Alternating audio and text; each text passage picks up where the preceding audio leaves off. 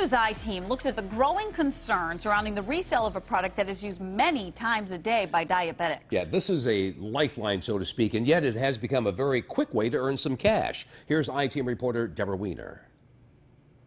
I'm going to talk about diabetic testing supplies because they can make you money. It may seem like an unlikely get-rich-quick plan, but as this YouTube video shows, it is a growing industry. I specifically mean the test strips because Lancets really aren't worth that much. Or perhaps you've seen roadside signs like these in Baltimore soliciting cash for diabetic test strips. Strips that are a lifeline for diabetics like 24-year-old Devin Jackson, who monitors her glucose level 6 to 10 times a day. In the long run, that can save you from tons of complications, you know, from going blind to kidney problems. So it's super, super important to be able to test your blood sugar multiple times a day.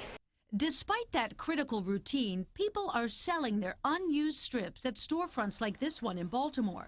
We sent a WBAL employee there to see if he could sell some test strips, but they were very specific about what they wanted and didn't want the type he had. I didn't have the brands that they liked, and they actually do want it in full boxed form. And on Craigslist, the I-Team found a Lancaster, Pennsylvania man who offered us $11 for an unopened box of 50 strips and $13 for another brand. If he resells them, which is assumed, the profit could be huge. The strips retail for more than $80 a box. Well, I was initially very disturbed. Dr. Sharita Golden from the Johns Hopkins School of Medicine says the test strips are among the most expensive part of glucose monitoring. She feels that these entrepreneurs, who often advertise in low-income neighborhoods, are targeting the disadvantaged. It was heartbreaking to me that patients would find themselves in a situation where they would feel that this is a way to try to make some extra income and perhaps, not do as well with their diabetes self-care.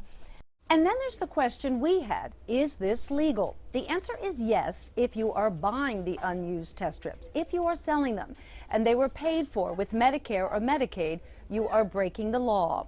The Office of Inspector General tells the I-Team they are paying close attention to this industry, which it says can be lucrative for those who want to commit healthcare fraud.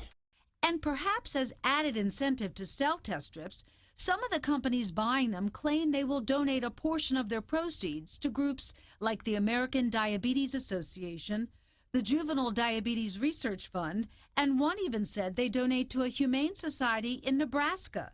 We contacted each of them. All tell us they don't have any record of donations from these businesses.